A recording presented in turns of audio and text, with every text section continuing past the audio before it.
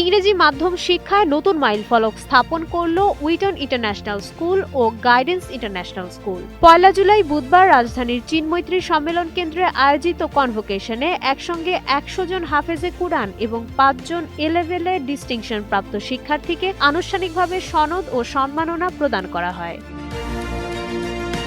আয়োজকদের দাবি, বাংলাদেশের ইতিহাসে ইংরেজি মাধ্যম থেকে একসঙ্গে এত বেশি সংখ্যক হাফেজকে গ্র্যাজুয়েশন দেওয়ার এটিই প্রথম ঘটনা। অনুষ্ঠানটিতে প্রধান অতিথি ডক্টর AFM খালিদ হোসাইন এ উদ্যোগকে শিক্ষা ইতিহাসের নতুন অধ্যায় হিসেবে অভিহিত করেন। অভিভাবক ও আমন্ত্রিত অতিথিদের উপস্থিতিতে শিক্ষার্থীদের পরিবেশনায় মনোমুগ্ধকর সাংস্কৃতিক অনুষ্ঠানের মধ্য দিয়ে শেষ হয় এই আয়োজন।